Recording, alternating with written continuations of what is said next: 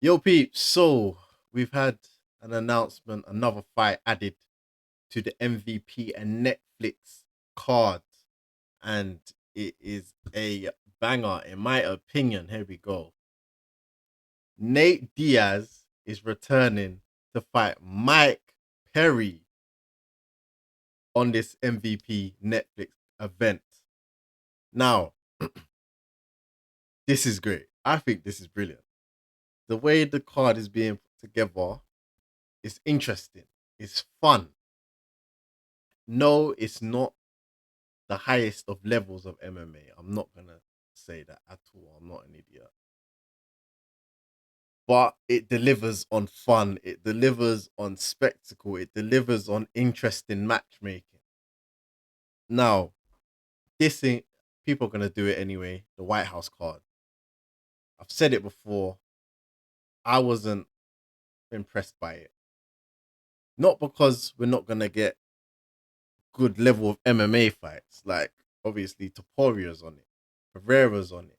Good level opponents, fighters are on it, and you have good opponents. The matchmaking is pretty good in terms of Toporia's fighting Gaethje.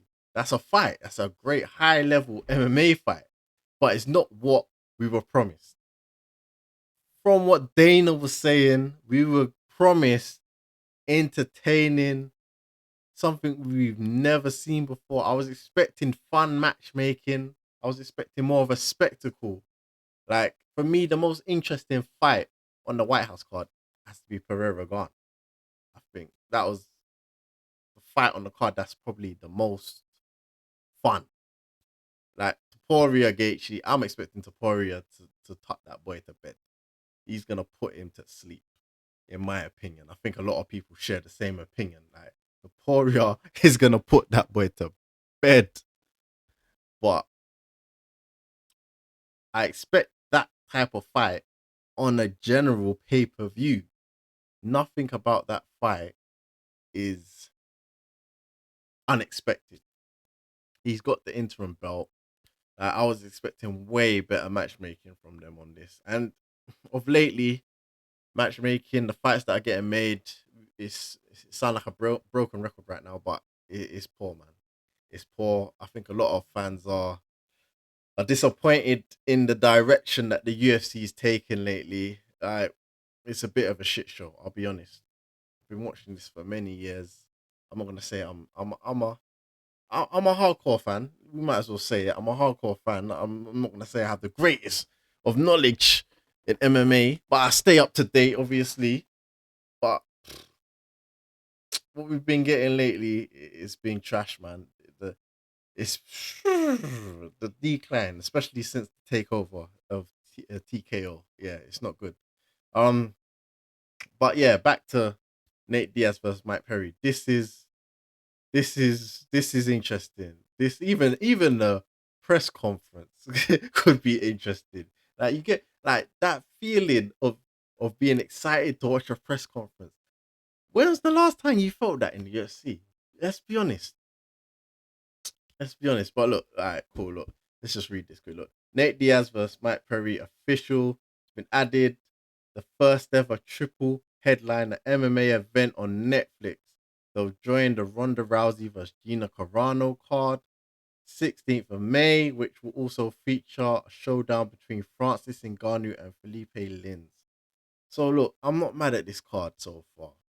Ronda Rousey versus Gina Carano. Yeah, it's past his prime, but these two, some of the most popular, might as well say, MMA fighters that have been around over the years. I think that's fair to say. You got Francis Ngannou, the lineal, the real UFC lineal champion, hasn't lost. So technically, the belt's still his, isn't it? He's probably gonna go out there and sleep a man, and I'm all for it. I'm all for it. If he's being set up, he's being set up. If he must die, he must die. Then you got Nate Diaz versus Mike Perry. Like, come on, that's just a great matchmaking.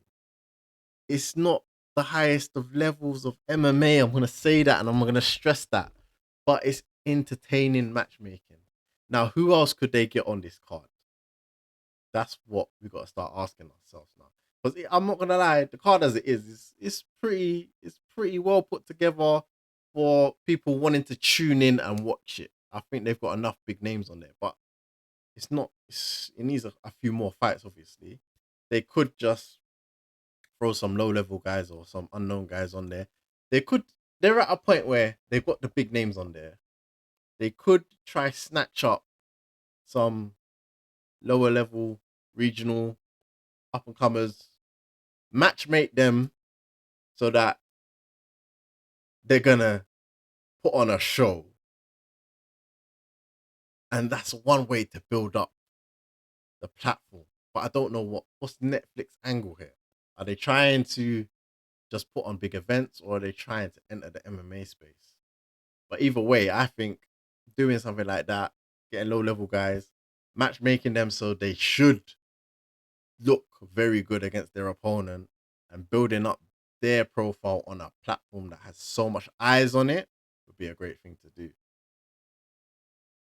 Alternatively,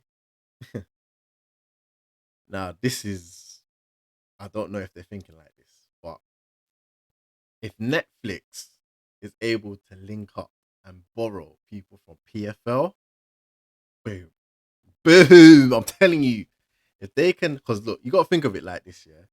Especially if they're trying to challenge the UFC that have a stranglehold on the scene right now, yeah. Because a lot of the good guys, they're gonna be locked up in contracts.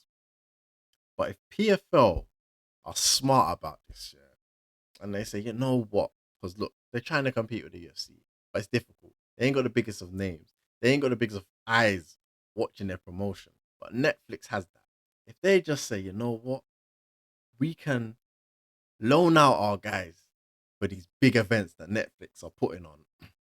Hopefully they do well. They get the win, do something crazy, they get the rub, and then they return, and then you get more people watching your promotion.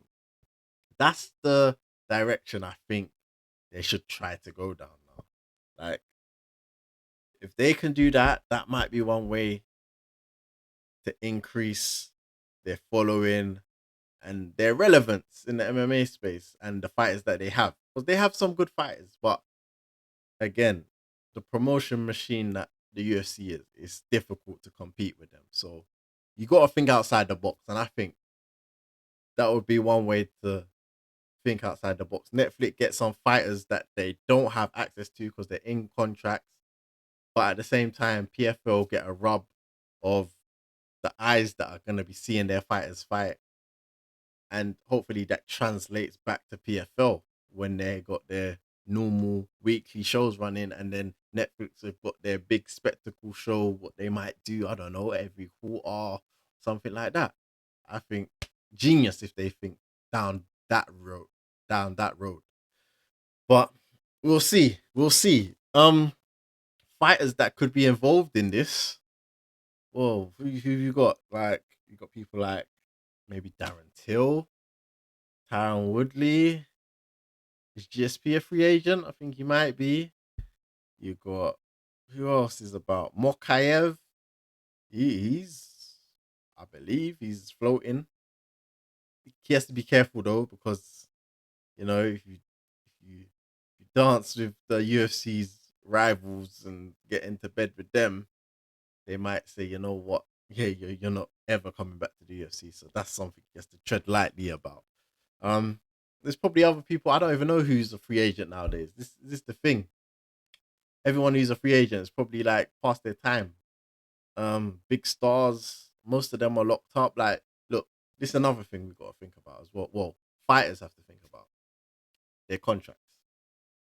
Like John Jones right now, he can't get out of his contract to go fight over here, go fight Francis. The UFC are not going to release him. They'll be stupid to do that.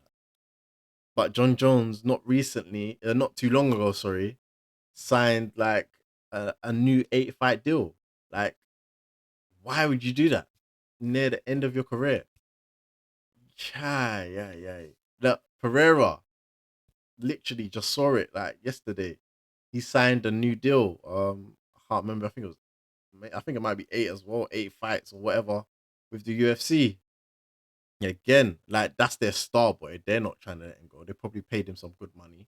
But at the same time, when you're seeing things like this happening with Netflix, MVP, they're putting up like Netflix have got butter. Like that's one thing we can say. Netflix can compete with the UFC on butter still. They can put some big fights together. So you seeing this when you're a big star in the UFC, you have to say, hold up, 8 fights, let's do 3.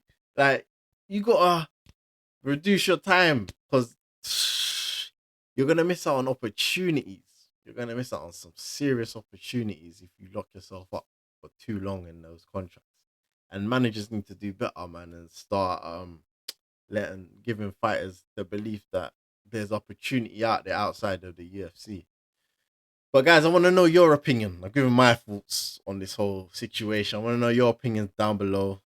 Comment your thoughts on this fight, the card that's being put together, how Netflix MVP fit in this ecosystem of MMA. Will they be able to compete, etc., etc.? I want to know down below, guys. I'm out.